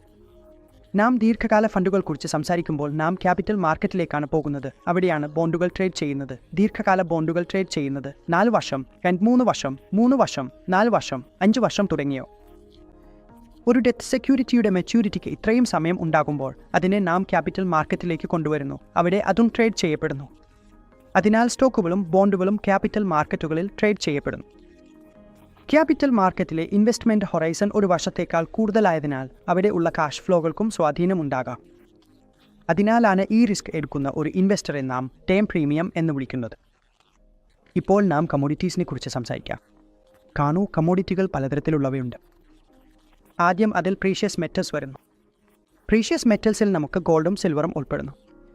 നിങ്ങൾ ഫിസിക്കൽ ഗോൾഡ് വീട്ടിൽ സൂക്ഷിക്കാനും അതിനെ ഒരു ഇൻവെസ്റ്റ്മെൻറ്റായി കാണാനും അതിൽ നിക്ഷേപിക്കാനും കഴിയും. ഗോൾഡിനെ നിങ്ങളുടെ ഡിമാറ്റ് അക്കൗണ്ടിലേക്ക് മാറ്റാം. മൾട്ടി കമ്മോഡിറ്റി എക്സ്ചേഞ്ചിൽ ഗോൾഡും സിൽവറും രണ്ടും ട്രേഡ് ചെയ്യപ്പെടുന്നു. പക്ഷേ ഇവ കുറച്ച് ലീവറേജ് ചെയ്ത കോൺട്രാക്റ്റുകളാണ്. അതിനാൽ ഇവയിൽ ട്രേഡിംഗ് ചെയ്യുന്നത് കുറച്ച് ഒഴിവാക്കുന്നതാണ് നല്ലത്. എങ്കിലും നിങ്ങൾക്ക് ഇതിൽ ചെറിയ അളവിൽ പോലും ഗോൾഡ് വാങ്ങാൻ കഴിയും. 1 ഗ്രാം ഗോൾഡും നിങ്ങൾക്ക് MCXൽ വാങ്ങാൻ കഴിയും. അതിനുശേഷം ബേസ് മെറ്റലുകൾ വരുന്നു, അതായത് zinc, copper, lead, aluminium, crude oil പോലും. ഇവയിലുമാണ് നിങ്ങൾക്ക് പണം നിക്ഷേപിച്ച് റിട്ടേൺ നേടാൻ കഴിയുന്നത്. ഞാൻ പറയട്ടെ, അഗ്രി കമ്മോഡിറ്റികളും എക്സ്ചേഞ്ചിൽ ലിസ്റ്റ് ചെയ്തിട്ടുണ്ട്. NCDX national commodity derivative exchange limited. ഇവിടെ സോഫ്റ്റ് കമ്മോഡിറ്റികൾ, ഉദാഹരണത്തിന് കോൺ, ഗോതമ്പ്, സോയാബീൻ ഓയിൽ, ഷുഗർ എന്നിവയും അവിടെ ലിസ്റ്റ് ചെയ്തിട്ടുണ്ട്. ഇവിടെ ഒരു വളരെ പ്രധാനപ്പെട്ട കാര്യമാണ് ഞാൻ നിങ്ങളോട് പറയാൻ ആഗ്രഹിക്കുന്നത്. ഇവിടെ പ്രീഷ്യസ് മെറ്റലുകൾ, അതായത് ഗോൾഡും സിൽവറും, അവയുടെ വിലകൾ അന്താരാഷ്ട്ര ഡിമാൻഡും സപ്ലൈയും അടിസ്ഥാനമാക്കിയാണ് നിർണ്ണയിക്കുന്നത്. അർത്ഥം, അന്താരാഷ്ട്ര തലത്തിൽ ഗോൾഡിന്റെ വിലയും അവിടെയുള്ള ഡിമാൻഡും സപ്ലൈയും അനുസരിച്ചാണ് നിശ്ചയിക്കപ്പെടുന്നത്. ഏതെങ്കിലും ദിവസം അന്താരാഷ്ട്ര മാർക്കറ്റിൽ ഡിമാൻഡ് കൂടുതലായാൽ അതിന്റെ ഫലമായി ഇന്ത്യയിലും ഗോൾഡിന്റെ വില കുത്തനെ ഉയരാൻ സാധ്യതയുണ്ട്. മറ്റൊരു കാര്യം, വലിയ ഇൻസ്റ്റിറ്റ്യൂഷണൽ ഇൻവെസ്റ്റർമാർ, ഉദാഹരണത്തിന് ഇന്റർനാഷണൽ മോണിറ്ററി ഫണ്ട് പോലുള്ളവർ ഗോൾഡിൽ വിൽപ്പനയ്ക്ക് ഇറങ്ങുമ്പോൾ ആ ദിവസം ഗോൾഡിന്റെ വില താഴേക്കും പോകാൻ സാധ്യതയുണ്ട്. അതിനാൽ ഗോൾഡിന്റെ എല്ലാ വോളറ്റിലിറ്റിയും, ഗോൾഡ് ഒരു യഥാർത്ഥ അന്താരാഷ്ട്ര ആസ്തി വിഭാഗമാണ്. അതിനാൽ നാം ഗോൾഡിന്റെ വില നിർണ്ണയം എങ്ങനെയാണെന്ന് സംസാരിക്കുമ്പോൾ അത് അന്താരാഷ്ട്ര തലത്തിലാണ് നടക്കുന്നത്. റിയൽ എസ്റ്റേറ്റ് ലോകത്തിലെ ഏറ്റവും വലിയ ആസ്തി വിഭാഗമാണ്. ഏറ്റവും കൂടുതൽ പണം റിയൽ എസ്റ്റേറ്റിലേക്കാണ് പോകുന്നത്.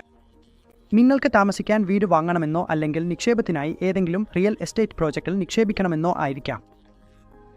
എപ്പോഴെങ്കിലും നിക്ഷേപം ചെയ്യുമ്പോൾ ഇന്ന് ഇന്ത്യൻസിന്റെ വലിയൊരു പങ്ക് റിയൽ എസ്റ്റേറ്റിലാണ് നിക്ഷേപം ചെയ്യുന്നത്. നിക്ഷേപം വളരെ വലുതാണ്. റിയൽ എസ്റ്റേറ്റിൽ നിക്ഷേപിക്കാൻ നമുക്ക് വലിയൊരു തുക ആവശ്യമുണ്ട്.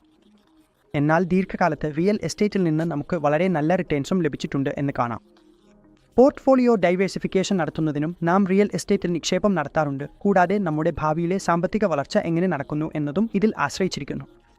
ഒരു ഇന്ത്യൻ സാമ്പത്തിക വികസന സാഹചര്യത്തിൽ അല്ലെങ്കിൽ വളർച്ചാ സാഹചര്യത്തിൽ റിയൽ എസ്റ്റേറ്റ് പ്രോജക്റ്റുകളും വളരെ വേഗത്തിൽ വളരുകയും നമുക്ക് നല്ല റിട്ടേൺ നൽകുകയും ചെയ്യുന്നു.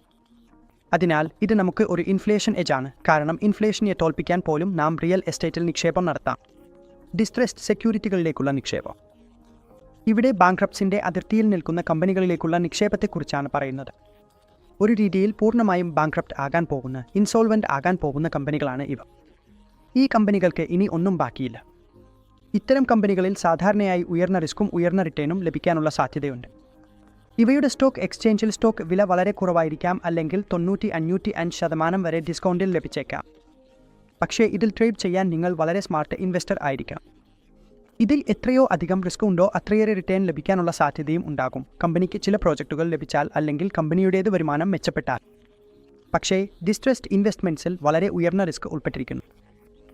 ഈ സെക്യൂരിറ്റികൾക്ക് ഫോൺ ഏഞ്ചൽസ് എന്ന പേരിലും അറിയപ്പെടുന്നു. ഇപ്പോൾ നമുക്ക് നോക്കാം നിക്ഷേപം നടത്താനുള്ള ചാനലുകൾ ഏതൊക്കെയാണ്, ഏത് വഴികളിലൂടെയാണ് നാം നിക്ഷേപം നടത്താൻ കഴിയുന്നത് എന്ന്. ആദ്യത്തേതാണ് ഡയറക്റ്റ്. നിക്ഷേപകർക്ക് ഗോൾഡും സിൽവറും നേരിട്ട് ഡീലർമാരിൽ നിന്ന് വാങ്ങാനും കഴിയും. അതിനാൽ ഗോൾഡിലേക്കും നിങ്ങൾക്ക് നേരിട്ട് നിക്ഷേപം നടത്താൻ കഴിയും. നിങ്ങൾക്ക് നേരിട്ട് ഫിസിക്കൽ രൂപത്തിലും നിക്ഷേപം നടത്താൻ കഴിയും. ഏതെങ്കിലും ഡീലർമാരിൽ നിന്ന് നിങ്ങൾക്ക് നേരിട്ട് ഗോൾഡ് വാങ്ങാനും കഴിയും. ഫൈനാൻഷ്യൽ സെക്യൂരിറ്റീസിന്റെ കാര്യത്തിൽ ചില ഫീസ് അടിസ്ഥാനമാക്കിയുള്ള ബ്രോക്കർമാർ ഉണ്ട്. അവർ കുറച്ച് ഫീസ് ഈടാക്കുന്നു. നിങ്ങൾക്ക് ആ ഫൈനാൻഷ്യൽ സെക്യൂരിറ്റീസും അതിൽ വാങ്ങാൻ കഴിയും. ഇവരെ നാം ബ്രോക്കർമാർ, ഡിപ്പോസിറ്ററികൾ, ഫൈനാൻഷ്യൽ അഡ്വൈസർമാർ എന്നിങ്ങനെയാണ് അറിയുന്നത്. ഇപ്പോൾ രജിസ്റ്റർ ചെയ്ത ഇൻവെസ്റ്റ്മെന്റ് അഡ്വൈസർ എന്താണ് ചെയ്യുന്നത്? സെബി റെഗുലേഷൻ ആക്ട് 2013 പ്രകാരം സെബിയുടെ കീഴിൽ രജിസ്റ്റർ ചെയ്തിട്ടുള്ള വ്യക്തി മാത്രമാണ് രജിസ്റ്റർ ചെയ്ത ഇൻവെസ്റ്റ്മെന്റ് അഡ്വൈസർ എന്ന നിലയിൽ പ്രവർത്തിക്കാൻ കഴിയുക. ഇതിനു പുറമെ മറ്റാരും അഡ്വൈസർ എന്ന നിലയിൽ പ്രവർത്തിക്കാനോ അഡ്വൈസറി ഫീസ് ഈടാക്കാനോ കഴിയില്ല.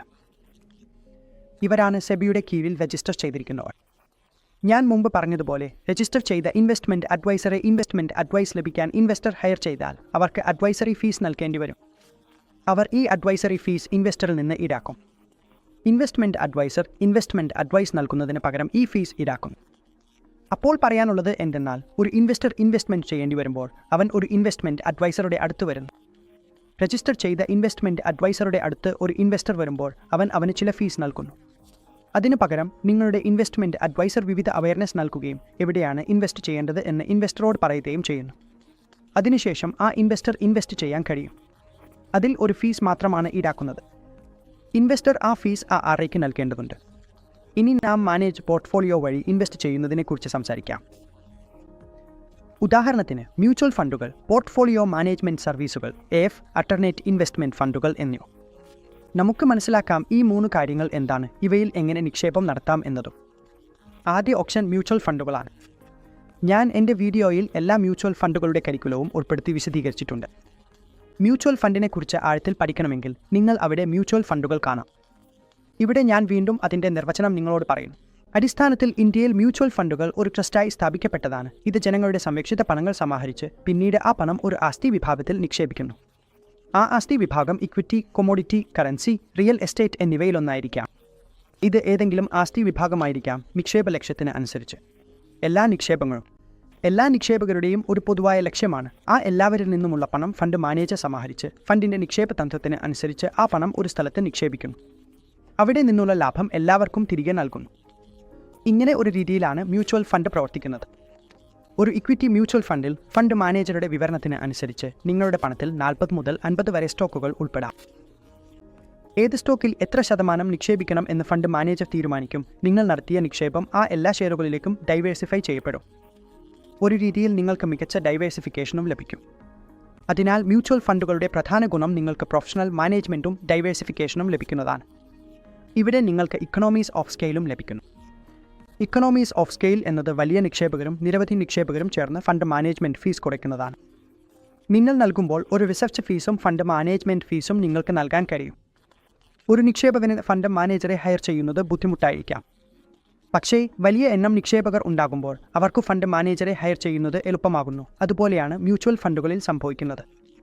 ഇപ്പോൾ നാം ആൾട്ടർനേറ്റ് ഇൻവെസ്റ്റ്മെൻറ്റ് ഫണ്ടുകളെക്കുറിച്ച് സംസാരിക്കാം. ആൾട്ടർനേറ്റ് ഇൻവെസ്റ്റ്മെൻറ്റ് ഫണ്ട് എന്നതും ഒരു തരത്തിലുള്ള പൂൾഡ് വീക്കിളാണ്. ഇത് ഒരു പൂൾഡ് ഇൻവെസ്റ്റ്മെൻറ്റ് വീക്കിളാണ്. പക്ഷേ ഇവിടെ പൂളാക്കുന്ന പണം വലിയ എണ്ണം നിക്ഷേപകരിൽ നിന്ന് അല്ല. കാരണം മിനിമം ഇൻവെസ്റ്റ്മെൻറ്റ് തന്നെ 1 കോടി രൂപയാണ്. ഇതിൽ സോഫിസ്റ്റിക്കേറ്റഡ് നിക്ഷേപകരിൽ നിന്നാണ് ഈ പണം പൂളാക്കുന്നത്. അവരിൽ നിന്നാണ് ഈ പണം എടുക്കുന്നത്. പിന്നെ അത് ഒരു ആസറ്റ് ക്ലാസ്സിൽ നിക്ഷേപിക്കുന്നു. അതിനാൽ പറയാനുള്ളത് എന്തെന്നാൽ ഇവിടെ റിസ്ക് കൂടുതലാണ്. പക്ഷേ റിസ്ക് അഡ്ജസ്റ്റഡ് റിട്ടേൺസ് ആഗ്രഹിക്കുന്നതും റിസ്ക് മനസ്സിലാക്കുന്നതുമായ സോഫിസ്റ്റിക്കേറ്റഡ് നിക്ഷേപകർ ഈ ആപ്പുകളിൽ നിക്ഷേപിക്കാം. ആപ്പുകൾ വലിയ എണ്ണത്തിലുള്ള നിക്ഷേപകർക്ക് വേണ്ടിയല്ല. ഇത് മാത്രം സോഫിസ്റ്റിക്കേറ്റഡ് നിക്ഷേപകർക്ക് വേണ്ടി മാത്രമാണ്. പരമ്പരാഗത നിക്ഷേപങ്ങൾ പോലുള്ള മ്യൂച്വൽ ഫണ്ടുകളും ലിസ്റ്റ് ചെയ്ത സെക്യൂരിറ്റികൾ പോലുള്ളവയ്ക്ക് പുറമെ മാർക്കറ്റിൽ മറ്റ് ഓപ്ഷനുകൾ അന്വേഷിക്കുന്നവർക്കും നിക്ഷേപം ചെയ്യാൻ ആഗ്രഹിക്കുന്നവർക്കുമാണ് ഇത്. മ്യൂച്വൽ ഫണ്ടുകൾ നിക്ഷേപിക്കാൻ കഴിയാത്തിടങ്ങളിൽ ആപ്പുകൾ നിക്ഷേപിക്കുന്നു.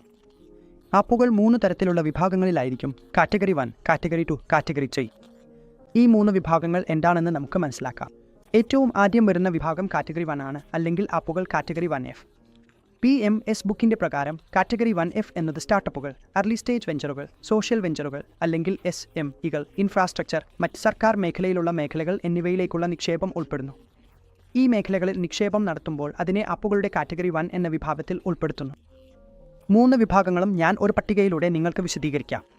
ഈ പട്ടികയിലൂടെ നാം ആൾട്ടർനേറ്റീവ് ഇൻവെസ്റ്റ്മെൻറ്റ് ഫണ്ട് കാറ്റഗറി 1 അതിൻ്റെ പ്രത്യേകതകൾ മനസ്സിലാക്കാം. ഇത് ഒരു ക്ലോസ് എൻഡ് ലോക്ക് ഇൻ കാലാവധി ഉള്ളതാണ്. അതായത് 3 മുതൽ 5 വർഷം വരെ കാലാവധി ഉള്ളതായിരിക്കും ആൾട്ടർനേറ്റീവ് ഇൻവെസ്റ്റ്മെൻറ്റ് ഫണ്ടുകൾ. ഫണ്ടിനോ ഇന്ത്യ സർക്കാരിനോ ആവശ്യമാണെന്ന് തോന്നുന്നിടത്ത് അവർക്ക് ഈ ഫണ്ടിൽ ചില ഇൻസെൻറ്റീവ്സും നൽകാറുണ്ട്. കൂടാതെ ഉയർന്ന റിസ്ക് എടുക്കാൻ തയ്യാറുള്ള അത്തരം ഇൻവെസ്റ്റർമാർക്ക് ഈ ഫണ്ടിൽ പണം നിക്ഷേപിക്കാൻ ഇഷ്ടമാണ്. ഇതുപോലുള്ള ഫണ്ടുകളുടെ തരം എന്തൊക്കെയാണെന്ന് നമുക്ക് മനസ്സിലാക്കാം. വെഞ്ചർ ക്യാപിറ്റൽ ഫണ്ടുകൾ ആകാം, SME ഫണ്ടുകൾ ആകാം, സോഷ്യൽ വെഞ്ചർ ഫണ്ടുകളും ഇതിൽ ഉൾപ്പെടുന്നു. കൂടാതെ സർക്കാർ നടത്തുന്ന ചില ഇൻഫ്രാസ്ട്രക്ചർ പ്രോജക്റ്റുകൾക്കും ഫണ്ടിംഗ് ലഭിക്കാൻ ആൾട്ടർനേറ്റീവ് ഇൻവെസ്റ്റ്മെൻറ്റ് ഫണ്ടുകളിൽ നിന്ന് പണം ലഭിക്കുന്നു. Social non bank credit fund SMEകൾക്കായി അല്ലെങ്കിൽ പ്രത്യേക ഇൻസെൻറ്റീവ് നൽകാൻ സർക്കാർ സഹായിക്കുന്നു. ഇവ ക്ലോസ് എൻഡ് ഫണ്ടുകളാണ്. ഇവയിൽ ലെവറേജ് ഉപയോഗിക്കാറില്ല. കൂടാതെ ഇവയുടെ നികുതി ഇടപാടുകൾ ഇൻവെസ്റ്റഡ് ഇൻ എന്നതിൽ ലിസ്റ്റഡ്, അൺലിസ്റ്റഡ് ഇക്വിറ്റികളിൽ പോലെ തന്നെ ലോങ് ടേം ക്യാപിറ്റൽ ഗെയിനിന് 10%യും ഷോർട്ട് ടേം ക്യാപിറ്റൽ ഗെയിനിന് 15%യുമാണ്. ഇനി കാറ്റഗറി 2Fനെ കുറിച്ച് സംസാരിക്കാം. ഈ ടേബിൾ ഉപയോഗിച്ച് കാറ്റഗറി 2Fകൾ എങ്ങനെ പ്രവർത്തിക്കുന്നു എന്ന് മനസ്സിലാക്കാം. സാധാരണയായി അവർ നിക്ഷേപം നടത്തുന്നത് ഇവിടെയാണ്. ഉയർന്ന വരുമാനമുള്ള ഡെറ്റിൽ ഉയർന്ന വരുമാനം ലഭിക്കുന്നിടത്താണ് അവരുടെ നിക്ഷേപം പോകുന്നത്. കാറ്റഗറി 2Fകൾക്ക് മറ്റ് Fകളുടെ യൂണിറ്റുകളിലോ അൺലിസ്റ്റഡ് കമ്പനികളിലോ മാത്രമേ നിക്ഷേപം നടത്താൻ കഴിയൂ. കുറഞ്ഞത് 20 കോടി രൂപയുടെ കോർപ്പസ് വേണം പ്രവർത്തിക്കാൻ. എന്നാൽ കുറഞ്ഞത് 1 കോടി രൂപയാണ് നിക്ഷേപം ആവശ്യമായത്. ഇത് ഉയർന്ന റിസ്ക് ഉള്ളതാണെന്ന് ഞാൻ നിങ്ങളോട് പറയട്ടെ. ഇവിടെ ക്രെഡിറ്റ് റേറ്റിംഗ് AA-യും അതിനേക്കാൾ താഴെയും ആയിരിക്കും. കാരണം അവിടെയാണ് ഏറ്റവും കൂടുതൽ റിട്ടേൺ ലഭിക്കുന്നത്. ഇവിടെ യാതൊരു സെക്ടറൽ എക്സ്പോഷറും ഇല്ല. ഇവിടെ എവിടെയാണ് നിക്ഷേപം ചെയ്യാൻ കഴിയുന്നത് എന്ന് നോക്കാം. ലിസ്റ്റ് ചെയ്തതും ലിസ്റ്റ് ചെയ്യാത്തതും ഇരുവിധ ഫണ്ടുകളും ഇതിൽ ഉൾപ്പെടുത്താൻ കഴിയും. അതിനാൽ ലിസ്റ്റ് ചെയ്തതും ലിസ്റ്റ് ചെയ്യാത്തതും ഇവിടെ ഇരുവിധ സെക്യൂരിറ്റികളും വരാം. ഫണ്ടുകളുടെ തരം നോക്കുമ്പോൾ പ്രൈവറ്റ് ഇക്വിറ്റി ഫണ്ടുകളും ഡെറ്റ് ഫണ്ടുകളും ഇവിടെ കാണാം. ഫണ്ട് ഓഫ് ഫണ്ട്സും റിയൽ എസ്റ്റേറ്റ് ഫണ്ടുകൾ പോലുള്ള മറ്റ് ഫണ്ടുകളും ഇവിടെ ഉൾപ്പെടുന്നു. ലിസ്റ്റ് ചെയ്ത ഇക്വിറ്റിയിലും ലിസ്റ്റ് ചെയ്യാത്ത സെക്യൂരിറ്റികളിലുമുള്ള നിക്ഷേപങ്ങളുടെ നികുതി സംബന്ധിച്ച കാര്യത്തിൽ long term capital gain 10%, short term capital gain വീണ്ടും 15%. കൂടാതെ ലിവറേജും വീണ്ടും ഇവിടെ ബാധകമാണ്. ഇവിടെ നാം ലിവറേജ് ഉപയോഗിക്കാൻ കഴിയില്ല, പക്ഷേ അസറ്റ് അലോക്കേഷനിൽ യാതൊരു നിയന്ത്രണവും ഇല്ല. ഇപ്പോൾ നാം കാറ്റഗറി 3Fകളെക്കുറിച്ച് സംസാരിക്കാം. കാറ്റഗറി 3Fകളാണ് ഏറ്റവും കൂടുതൽ വിറ്റുപോകുന്ന ഉൽപ്പന്നം. ഇന്ന് മാർക്കറ്റിൽ നമുക്ക് മനസ്സിലാക്കാം കാറ്റഗറി 3Fകൾ എവിടെയാണ് ഉപയോഗിക്കുന്നത്. ഇവ ക്ലോസ് എൻഡ് ആകാമെന്നോ ഓപ്പൺ എൻഡ് ആകാമെന്നോ ഇരുവിധ ഫണ്ടുകളും ആകാം. ക്ലോസ് എൻഡ് ആയിരിക്കാം, ഓപ്പൺ എൻഡ് ആയിരിക്കാം. ഇവയുടെ ലക്ഷ്യം യൂണിറ്റ് ഹോൾഡർമാർക്ക് കുറച്ച് ഷോർട്ട് ടേം റിട്ടേൺ നൽകുക എന്നതാണ്. കൂടാതെ ഇവ ഹെഡ്ജ് ഫണ്ടുകളാണ്. ചില പ്രൈവറ്റ് ഇൻവെസ്റ്റ്മെൻറ്റ് ഇക്വിറ്റി ഫണ്ടുകൾ ഇവിടേക്ക് വരുന്നു. ചിലത് ലോങ് ഓൺലി ഇക്വിറ്റി ഫണ്ടുകളാണ്, ചിലത് ലോങ് ഷോർട്ട് ഇക്വിറ്റി ഫണ്ടുകളാണ്. ലോങ് ഇക്വിറ്റി ഫണ്ടുകൾ സാധാരണയായി ചാർലി ആയിരിക്കും. അവിടെ fund manager buy and hold strategy ഉപയോഗിക്കുന്നു. വാങ്ങിവെച്ച് ഒരു നിശ്ചിത കാലയളവിന് ശേഷം ആ സ്റ്റോക്ക് വിറ്റ് കളയുന്നു. അത് ലിസ്റ്റഡ് ആയാലും അല്ലാതിരുന്നാലും അതിൽ നിന്നാണ് റിട്ടേൺ സമ്പാദിക്കുന്നത്. ലോങ് ഷോർട്ട് ഫണ്ടുകളിൽ ഫണ്ട് മാനേജർ ലോങ് പോർട്ട്ഫോളിയോ നിർമ്മിക്കുന്നു. എന്നാൽ മാർക്കറ്റ് വളരെ എക്സ്പെൻസീവ് ആയി എന്ന് തോന്നുമ്പോൾ അവരുടെ പോർട്ട്ഫോളിയോ ഹെഡ്ജ് ചെയ്യാൻ ഡെറിവേറ്റീവുകളും ഉപയോഗിക്കാം. ഡെറിവേറ്റീവുകളിൽ അവർ ഓപ്ഷനുകളും ഉപയോഗിക്കാം.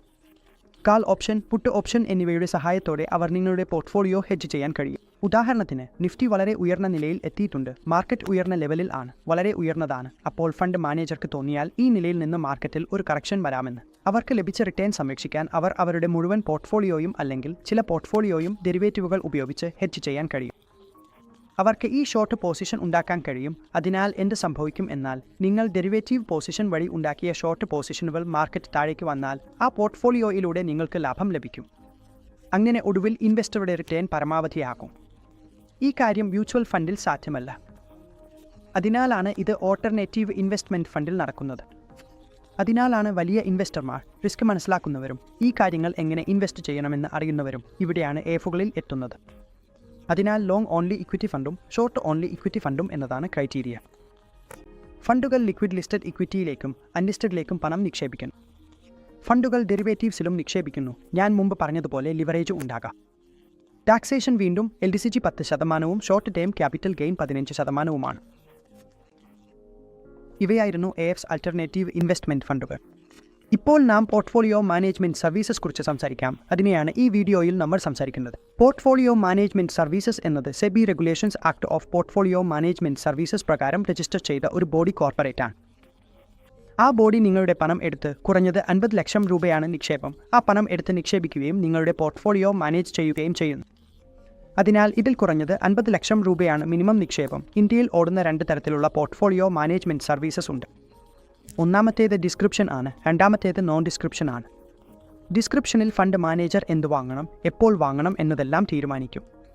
നോൺ ഡിസ്ക്രിപ്ഷൻ പോർട്ട്ഫോളിയോയിലേക്ക് എത്തുമ്പോൾ അവിടെ നിക്ഷേപകനാണ് എപ്പോൾ വാങ്ങണം, എങ്ങനെ വാങ്ങണം എന്നതെല്ലാം പറയുന്നത്. പക്ഷേ കൂടുതലായും പണം ഡിസ്ക്രിപ്ഷൻ പോർട്ട്ഫോളിയോയിലേക്കാണ് വരുന്നത്. കാരണം ഇവിടെയുള്ള നിക്ഷേപകരും വളരെ വലിയവരാണ്. കുറഞ്ഞത് 50 ലക്ഷം രൂപ നിക്ഷേപിക്കുന്നവരും അവരും ഫണ്ട് മാനേജറുടെ വിദഗ്ധതയിലൂടെ നിക്ഷേപം നടത്തുന്നു. അവൻ ആഗ്രഹിക്കുന്നത് ഇവിടെ തന്നെ മികച്ച റിസ്ക് അഡ്ജസ്റ്റഡ് റിട്ടേൺ ലഭിക്കുമെന്നുമാണ്. സാധാരണ ട്രഡീഷണൽ നിക്ഷേപങ്ങളായ മ്യൂച്വൽ ഫണ്ടുകളെക്കാൾ കുറച്ച് കൂടുതൽ റിട്ടേൺ ഇവിടെ നേടാമെന്നുമാണ് അവൻ്റെ പ്രതീക്ഷ. അതിനാൽ ഫണ്ട് മാനേജർ ഇവിടെ നിങ്ങൾക്കായി കുറച്ച് കൂടുതൽ ആക്റ്റീവ് ആയി പ്രവർത്തിക്കുന്നു. ഒരു ഫണ്ടിൽ 20 മുതൽ 25 വരെ സ്റ്റോക്കുകൾ എടുക്കാൻ സാധ്യതയുണ്ട്. അതിനാൽ ആ ഫണ്ടിലെ മുഴുവൻ ശ്രദ്ധയും ഫണ്ട് മാനേജർ ആ സ്റ്റോക്കുകളിൽ വളരെ ഉയർന്ന റിസർച്ച് നടത്തി ഒരു പോർട്ട്ഫോളിയോ മാനേജർ നിങ്ങൾക്കായി സ്റ്റോക്ക് തിരഞ്ഞെടുക്കുന്നു. അതിനുശേഷം തൻ്റെ പോർട്ട്ഫോളിയോയെ കോൺട്രാക്ട് ചെയ്യുന്നു. അതിനാൽ വീണ്ടും പോർട്ട്ഫോളിയോ മാനേജ്മെൻറ്റ് സർവീസുകൾ ഉയർന്ന സോഫിസ്റ്റിക്കേറ്റഡ് ഇൻവെസ്റ്റർമാർക്കാണ്. എന്നാൽ ഇത് മുഴുവൻ ഒരു റെഗുലേറ്റഡ് മാർക്കറ്റാണ്. പിന്നെ ഞാൻ നിങ്ങളോട് പറയുമ്പോൾ ഈ എല്ലാ ചാപ്റ്ററുകളും നമ്മൾ കവർ ചെയ്യുമ്പോൾ പോർട്ട്ഫോളിയോ മാനേജ്മെൻറ്റ് സർവീസുകൾ എന്താണെന്ന് നിങ്ങൾക്ക് കൂടുതൽ വ്യക്തമായിരിക്കും. അപ്പോൾ ഗൈസ്, ഈ ചാപ്റ്ററിൽ നിന്നുള്ളത് ഇതായിരുന്നു. ഇപ്പോഴിതിൻ്റെ ചോദ്യം നമ്മൾ മനസ്സിലാക്കാം. ചോദ്യം 1, ഭാവിയിലെ പേയ്മെൻറ്റുമായി ബന്ധപ്പെട്ട അനിശ്ചിതത്വം ഉണ്ടെങ്കിൽ ഇൻവെസ്റ്റർക്ക് ആവശ്യമുള്ള റിട്ടേൺ നിരക്ക് നോമിനൽ റിട്ടേൺ നിരക്കിനേക്കാൾ കൂടുതലായിരിക്കും. അപ്പോൾ ആ അധിക ഘടകത്തെ നമ്മൾ എന്ത് വിളിക്കും? Alpha, risk free rate of return, risk premium അല്ലെങ്കിൽ ബോത്ത് ബി ആൻഡ് സി. ഞാൻ നിങ്ങളോട് പറഞ്ഞതുപോലെ നാം ഇൻവെസ്റ്റ് ചെയ്യുമ്പോൾ ഭാവിയിലെ പേയ്മെൻറ്റിൻ്റെ അനിശ്ചിതത്വം ഉണ്ടെങ്കിൽ നോമിനൽ റിട്ടേണിന് മുകളിൽ നാം പ്രതീക്ഷിക്കുന്നതിനെ റിസ്ക് പ്രീമിയം എന്ന് കരുതപ്പെടുന്നു. അതിനാൽ ഉത്തരം സി, റിസ്ക് പ്രീമിയം ആണ്. ഇപ്പോൾ നാം കാണാം രണ്ടാം ചോദ്യം. ഒരു ഇൻവെസ്റ്റ്മെൻറ്റിൻ്റെ ഭാവി മൂല്യം സ്വാധീനിക്കുന്നത് ടൈം പീരിയഡും റേറ്റ് ഓഫ് റിട്ടേണും രണ്ടും എയും ബിയും അല്ലെങ്കിൽ മുകളിൽ പറയാത്തതും ആണോ എന്ന്. നാം മുമ്പ് കണ്ടതുപോലെ ഒരു ഇൻവെസ്റ്റ്മെൻറ്റിൻ്റെ ഭാവി മൂല്യം കണക്കാക്കുമ്പോൾ അതിന് ടൈം പീരിയഡും റേറ്റ് ഓഫ് റിട്ടേണും ആവശ്യമുണ്ട്. അത് അർത്ഥമാക്കുന്നത് ഇന്നത്തെ സമയത്ത് ഞാൻ 1,00,000 രൂപയുടെ ഭാവി മൂല്യം കണക്കാക്കാൻ പോകുമ്പോൾ അതിനായി ഞാൻ ഇതെല്ലാം പരിശോധിക്കണം. എത്ര സമയം നമുക്ക് കാത്തിരിക്കണം, അല്ലെങ്കിൽ എപ്പോൾ ഈ തുക എടുക്കണം, എത്ര ശതമാനം റിട്ടേണിലാണ് കണക്കാക്കേണ്ടത്, ഇവയെല്ലാം നിർണ്ണയിക്കണം. അപ്പോഴാണ് എനിക്ക് ഭാവി മൂല്യം ലഭിക്കുക. അതിനാൽ ഉത്തരം ആണ് 2ഉം എയും ബിയും. ചോദ്യം നമ്പർ 3 ഒരു കമ്പനിയിലെ ഉടമസ്ഥാവകാശം പ്രതിനിധീകരിക്കുന്നു. അതിലൂടെ അതിന്റെ ഉടമകൾക്ക് ലാഭത്തിൽ പങ്കാളികളാകാനും കമ്പനിയുടെ കാര്യങ്ങളിൽ വോട്ട് ചെയ്യാനുള്ള അവകാശവും ലഭിക്കുന്നു. നാം വളരെ നന്നായി പഠിച്ചു, അതിനാൽ ഇതിന്റെ ഉത്തരം ഇക്വിറ്റി ഷെയറുകളാണ്. അതിന്റെ ഓപ്ഷനുകൾ ബോണ്ടുകൾ, കമേഴ്ഷ്യൽ പേപ്പറുകൾ, ഇക്വിറ്റി ഷെയറുകൾ എല്ലാം മുകളിൽ പറഞ്ഞോ. ഇക്വിറ്റിയിലാണ് നമുക്ക് ഉടമസ്ഥാവകാശം ലഭിക്കുന്നത്. കമ്പനിയിൽ ബോണ്ടുകൾക്ക് പോലും ഉടമസ്ഥാവകാശം ലഭിക്കില്ല. റിയൽ എസ്റ്റേറ്റിലും കമേഴ്ഷ്യൽ പേപ്പറുകളിലും നമുക്ക് ഉടമസ്ഥാവകാശം ലഭിക്കില്ല. ചോദ്യം നമ്പർ 4 താഴെ പറയുന്നവയിൽ സ്പെക്യുലേഷൻ സംബന്ധിച്ചുള്ള ഏത് പ്രസ്താവന തെറ്റാണ്? സ്പെക്യുലേഷനുമായി ബന്ധപ്പെട്ട് ഇവയിൽ ഏത് പ്രസ്താവനയാണ് തെറ്റുള്ളത്? വരാം, മനസ്സിലാക്കാം. ഇത് വലിയൊരു വിശകലനമോ ആലോചനയോ ഇല്ലാതെ നടത്തുന്ന നിക്ഷേപമാണ്. സ്പെക്യുലേഷൻ തെളിവില്ലാതെ ചില അനുമാനങ്ങളിൽ അടിസ്ഥാനപ്പെടുത്തിയതാണ്. ലാഭം എന്നതാണ് സ്പെക്യുലേഷനിലെ ഏറ്റവും ശക്തമായ പ്രേരണ. കൂടാതെ സ്പെക്യുലേഷൻ എപ്പോഴും കൂടുതലായ ലാഭത്തിലേക്ക് നയിക്കും. മറ്റുള്ള 3 ആദ്യത്തെ എ, ബി, സി ഈ 3 പ്രസ്താവനകളും ശരിയാണ്. പക്ഷേ സ്പെക്യുലേഷൻ എപ്പോഴും കൂടുതലായ ലാഭത്തിലേക്ക് നയിക്കും. ഇത് പൂർണ്ണമായും തെറ്റായ പ്രസ്താവനയാണ്. നിങ്ങൾ സ്പെക്യുലേറ്റ് ചെയ്താൽ നിങ്ങൾക്ക് എപ്പോഴും കൂടുതലായ ലാഭം ലഭിക്കും എന്നില്ല. അതിനാൽ ഉത്തരം ബി ആണ്. സ്പെക്യുലേഷൻ എപ്പോഴും കൂടുതലായ ലാഭത്തിലേക്ക് നയിക്കും. ലിക്വിഡിറ്റിക്ക് ആദ്യ പ്രസ്താവനയിൽ പറയുന്നത് ഒരു ആസ്തി പണം ആക്കാൻ കഴിയുന്ന ശേഷിയാണ്. രണ്ടാമത്തേത് ഒരു ആസ്തിയുടെ സമ്പൂർണ്ണ സാമ്പത്തിക മൂല്യം എളുപ്പത്തിൽ പണം ആക്കാൻ കഴിയുന്ന സാധ്യതയാണ്. അതിനാൽ ആദ്യ ഓപ്ഷനിൽ പറയുന്നത് എത്രത്തോളം എങ്ങനെ ആസ്തി ക്ലാസിനെ നാം വളരെ എളുപ്പത്തിൽ പണമായി മാറ്റുന്നു എന്നതാണ്. രണ്ടാമത്തേത് വീണ്ടും അതേ കാര്യമാണ് പറയുന്നത്, അതായത് ആസ്തി ക്ലാസിനെ പണമാക്കി മാറ്റുന്നതിനെക്കുറിച്ചാണ്. പക്ഷേ രണ്ടാമത്തേത് മറ്റൊരു രീതിയിൽ പറയുന്നു, ഒരു ആസ്തിയുടെ സമ്പൂർണ്ണ സാമ്പത്തിക മൂല്യം എളുപ്പത്തിൽ പണമായി മാറ്റാനുള്ള സാധ്യത. അതിനാൽ ഒരു സാമ്പത്തിക വ്യവസ്ഥയിലോ ഒരു ആസ്തി ക്ലാസ്സിലോ സമ്പൂർണ്ണ സാമ്പത്തിക മൂല്യം നാം റിലീസ് ചെയ്യുമ്പോൾ ആ സാധ്യതയും ഒരു രീതിയിൽ ലിക്വിഡിറ്റി റിസ്കിൽപ്പെടുന്നു. അതുകൊണ്ട് ഇതിൻ്റെ ഉത്തരം ഓപ്ഷൻ സി, എയും ബിയും ആയിരിക്കും. ഗൈസ്, ഇത് ചാപ്റ്റർ 1 നിന്നുള്ള ഡാറ്റയാണ്. വീഡിയോയിൽ തുടർന്നിരുന്നതിന് നന്ദി. ഇതേ രീതിയിൽ നാം മുഴുവൻ കരിക്കുലവും കവർ ചെയ്യും. പോർട്ട്ഫോളിയോ മാനേജ്മെൻറ്റ് സർവീസിൻ്റെ പരീക്ഷയാണ്. ഞാൻ നിന്നോട് പറയുന്ന എല്ലാ പോയിന്റുകളും നിങ്ങളുടെ പരീക്ഷ ക്ലിയർ ചെയ്യാൻ മതിയാകും. പക്ഷേ നിങ്ങൾ വീഡിയോ വളരെ ശ്രദ്ധയോടെ കാണണം. ഓരോ കാര്യവും നന്നായി മനസ്സിലാക്കണം. ഞാൻ ചോദിക്കുന്ന ചോദ്യങ്ങൾ. നാം മുഴുവൻ കരിക്കുലം കവർ ചെയ്ത ശേഷം ഞാൻ നിങ്ങളെ കൂടുതൽ ചോദ്യങ്ങളും നിരവധി ചോദ്യങ്ങളും ചെയ്യിക്കും, കൂടാതെ കേസ് സ്റ്റഡികളും ചെയ്യിക്കും. ഇതേ രീതിയിൽ നിങ്ങളുടെ മുഴുവൻ കരിക്കുലവും കവർ ചെയ്യപ്പെടും. പിന്നെ നിങ്ങൾക്ക് നിങ്ങളുടെ PMS പരീക്ഷ ക്ലിയർ ചെയ്യാൻ കഴിയും. മറ്റു വീഡിയോകൾ കാണാൻ നിങ്ങൾ ഞങ്ങളുടെ ചാനലിലെ പ്ലേലിസ്റ്റിലേക്ക് പോകാം. ഇതുവരെ നിങ്ങൾ ചാനൽ സബ്സ്ക്രൈബ് ചെയ്തിട്ടില്ലെങ്കിൽ ദയവായി ഞങ്ങളുടെ ചാനൽ സെൻട്രിശാല സബ്സ്ക്രൈബ് ചെയ്യൂ. ഈ വീഡിയോ നിങ്ങൾക്ക് ഇഷ്ടമായെങ്കിൽ ദയവായി ഈ വീഡിയോ ലൈക്കും ഷെയറും ചെയ്യൂ. നിങ്ങളുടെ വിലയേറിയ സഹായത്തിനും അചഞ്ചലമായ പിന്തുണയ്ക്കും എല്ലാ നല്ല കാര്യങ്ങൾക്കും ഞാൻ അങ്ങേയറ്റം നന്ദിയുള്ളവനാണ്. ഈ അവസരത്തിൽ എൻ്റെ ഹൃദയംഗമായ നന്ദി അറിയിക്കാൻ ഞാൻ ആഗ്രഹിക്കുന്നു. നിങ്ങളുടെ എല്ലാ സംഭാവനകൾക്കും എനിക്ക് നൽകിയ പിന്തുണയ്ക്കും എൻ്റെ ജീവിതത്തിൽ നിങ്ങൾ ചെലുത്തിയ നല്ല സ്വാധീനത്തിനും ഞാൻ ആത്മാർത്ഥമായി നന്ദി പറയുന്നു. നിങ്ങളുടെ ദയയ്ക്കും ഉദാരതയ്ക്കും ഞാൻ എന്നും കടപ്പെട്ടിരിക്കും. വളരെ നന്ദി.